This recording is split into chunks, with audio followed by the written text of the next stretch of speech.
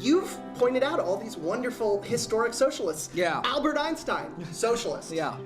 Helen Keller, socialist. They don't talk to you about that in elementary school when they teach you about Helen Keller. What she did after the movie. She said, like, I may be blind and deaf, but I'm not blind and deaf to the injustices of capitalist society. It was great. Helen Keller had this great conflict with the New York Times because she hated that people were watering down her radical politics. She was so mad at them because she thought that people they loved publishing her when she was just an inspiring story, but then they ignored her, or worse, attributed her politics to her disability, where they said, and she was infuriated by that, because she said, well, they treat me as brilliant when I'm a success story, but when I start saying, like, the profit motive is corroding society, all of a sudden the New York Times isn't as interested in. It's like she was able to, with the person who was her partner on this, she was able to say water, and then they roll credits. And then they're like, water, that's it.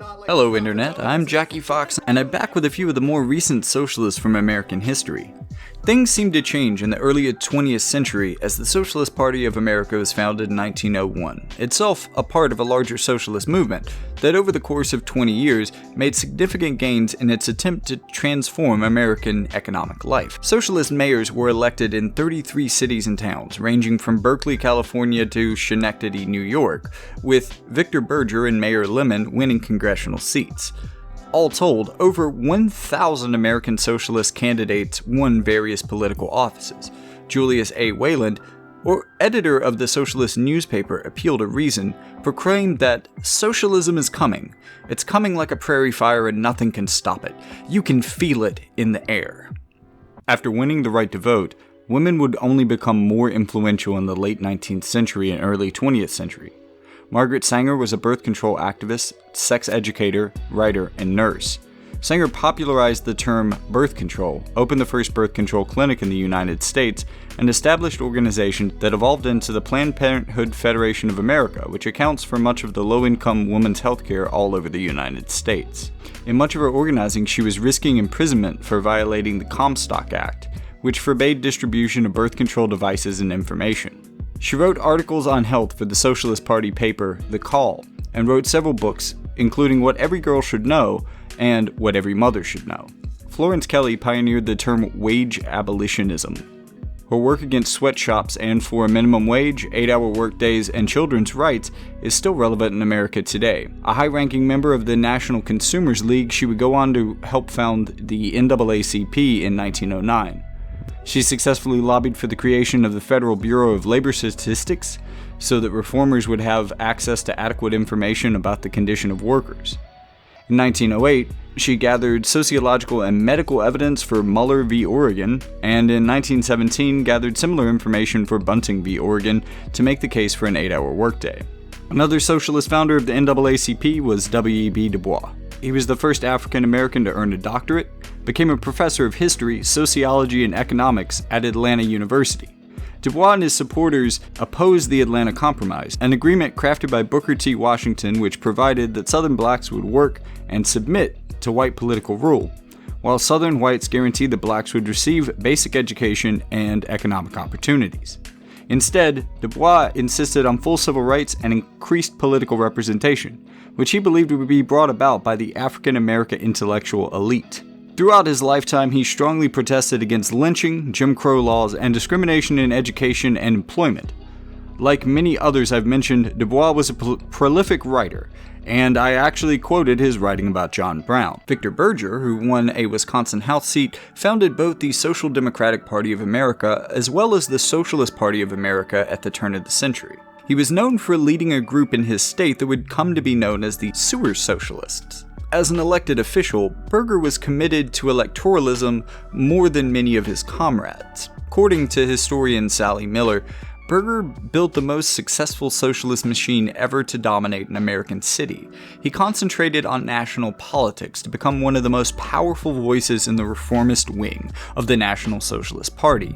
His commitment to democratic values and nonviolent socialization of the American system led the party away from revolutionary Marxist dogma. He shaped the party into a force which, while struggling against its own left wing, would symbolize participation in the political order to attain social reforms. In the party's schism of 1919, Berger opposed allegiances to the emergent Soviet system. His shrunken party echoed his preference for peaceful, democratic, and gradual transformation in socialism. Mayor London was elected to represent the Lower East Side of Manhattan. London started his political career in a Socialist Labor Party of America and would go on to establish the Social Democratic Party of America. London was active in strikes in New York, and in 1901 his Social Democratic Party would join the Socialist Party of America, with London joining as a founding member. After being elected to Congress, he was one of the few to vote against entry into World War I. 30 years after the Pullman train strike in 1918, Eugene Debs had led historic strikes and run for president 4 times on the Socialist Party of America's ticket since the party's formation. But the renowned orator had never given a speech like the one that he delivered in a Canton, Ohio park on June 16th. The working class have never yet had a voice in declaring war. If war is right, let it be declared by the people, you who have lives to lose. This speech would get him jailed under charges of sedition for speaking out against involvement in World War I. I know of no reason why the workers should fight for what the capitalists own, Debs wrote to novelist Upton Sinclair, or slaughter one another for countries that belong to their masters. The next year, Victor Berger would also be indicted under the Espionage Act for opposing American involvement in the war. In spite of his being under indictment at the time, the voters of Milwaukee elected Berger to the House of Representatives in 1918. When he arrived in Washington to claim his seat, Congress formed a special committee to determine whether a convicted felon and war opponent should be seated as a member of Congress, resulting in the denial of the seat to which he had been twice elected. The verdict was eventually overturned by the Supreme Court in 1921 in Berger v. United States, and Berger was elected 3 successive terms in the 1920s. Debs, too, was no stranger to jail. He'd been locked up for 6 months in 1894 for helping to lead the Pullman strike. Behind bars, he spent his time educating himself on the works of Marx and others.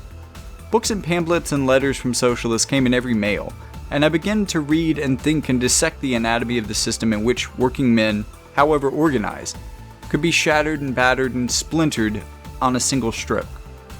It was at this time, when the first glimmerings of socialism were beginning to penetrate, that Victor L. Berger, and I have loved him ever since, came to Woodstock as a providential instrument, and delivered the first impassioned message of socialism I had ever heard. The very first to set the wires humming in my system. As a souvenir of that visit, there is in my library a volume of Capital by Karl Marx, inscribed with the compliments of Victor L. Berger, which I cherish as a token of priceless value. He declared himself a socialist in 1897, and then helped to found the Socialist Party of America alongside Berger 4 years later. In 1912, he managed to get 6% of the national vote, which beats modern-day third-party socialists like Howie Hawkins, Jill Stein, and Gloria de Riva. He was a powerful and inspiring speaker, drawing tens of thousands to his rallies, despite his poor chances of winning the presidency. At Debs' trial in Cleveland in September of 1918, the prosecutor argued that Debs' speech was calculated to promote insubordination and propagate obstruction to the draft. Debs' lawyers conceded the facts of the case, and Debs spoke again on his own behalf. "I have been accused of having obstructed the war," Debs told the jury. "I admit it. I abhor war. I would oppose the war if I stood alone." He defended socialism as a moral movement, like the abolition of slavery decades before. "I believe in free speech, in war as well as peace," Debs declared. "If the espionage law stands, then the Constitution of the United States is dead." After losing his trial, he would run for president yet again from jail in 1920 and win nearly 1 million votes from an Alabama prison. After Debs' long run as the perennial candidate of the Socialist Party of America, Minister Norman Thomas would later take over as the party's presidential candidate as the Red Scare began in America. Like Debs, Thomas himself would run 6 times and fight for a number of issues in his time as candidate, one of which being opposition to the Second World War. He also fought alongside Margaret Sanger for women's access to birth control and greater human rights. The early 20th century socialist movement arose in response to America's new industrial economy. Socialists argued that wealth and power were consolidated in the hands of too few individuals, and that monopolies and trusts controlled too much of the economy. That owners and investors grew rich at the expense of the very workers who produced their wealth, and workers, despite massive productivity gains and rising national wealth, still suffered from low pay, long hours, and unsafe working conditions. According to Debs, socialists sought the overthrow of the capitalist system and the emancipation of the working class from wage slavery. Under an imagined socialist cooperative commonwealth, the means of production would be owned collectively, meaning that all men and women would receive a fair wage for their labor. They shot one of those Bolsheviks up in Knox County this morning. Harry Sims, his name was. The deputy knew his business. He didn't even give the redneck the chance to talk. He just plugged him in the stomach. The coal miners of Blair Mountain would launch their own strike. Called rednecks for their socialist pro-worker rhetoric and iconic red bandanas, their little strike would become a small civil war between laborers, owners, and even the state itself.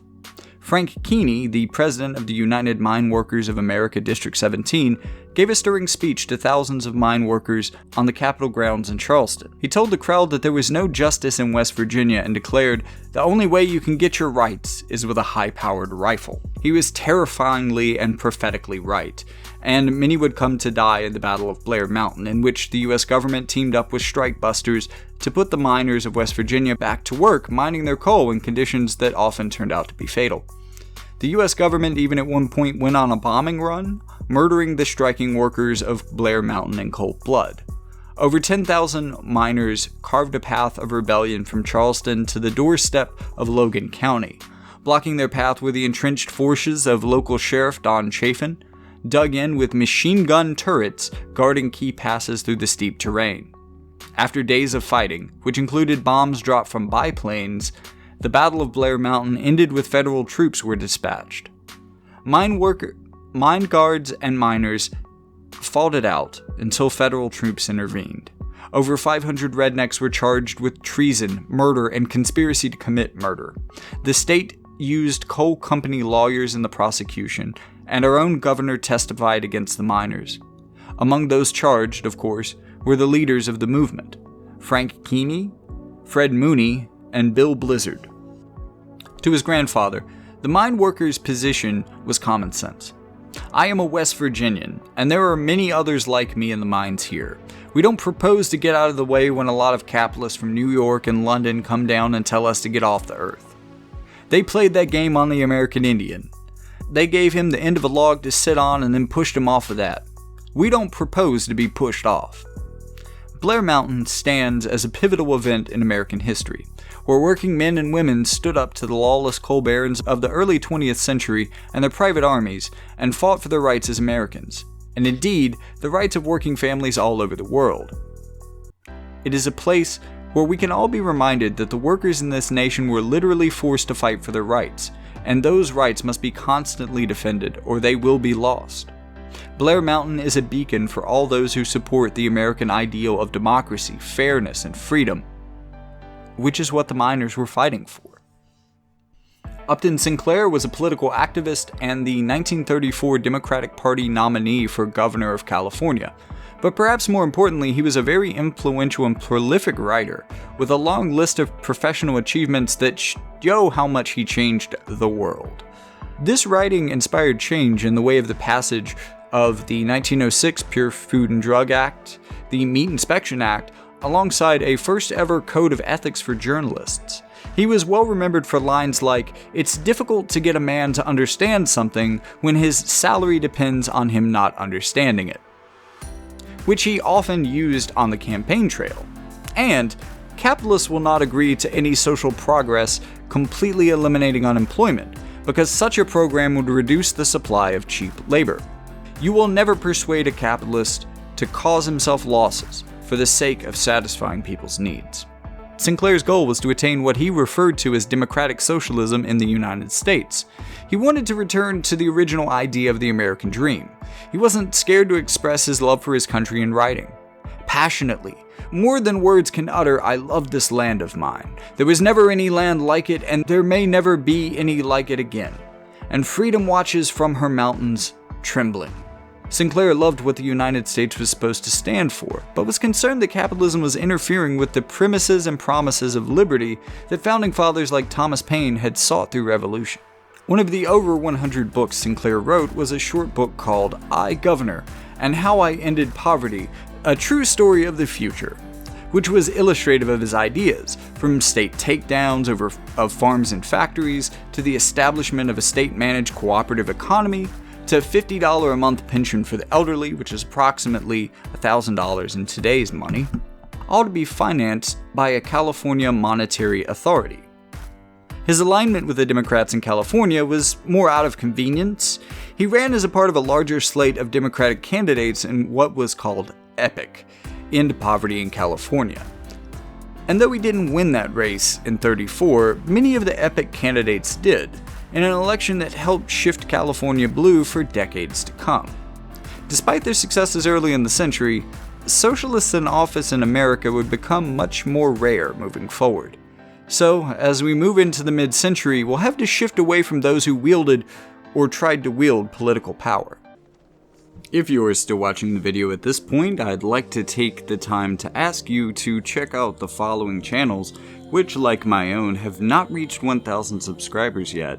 And if you're not subscribed to this channel, hit that button, ring that bell, do the YouTube stuff. And in an effort to keep this channel ad-free into the future, I would also ask that if you appreciate the content I'm putting out here, that you could go over to my Patreon, or even for a one-time donation, my Ko-fi page, and send me a little bit of money to help me make ends meet in a year that has been troubling the hell out of everyone.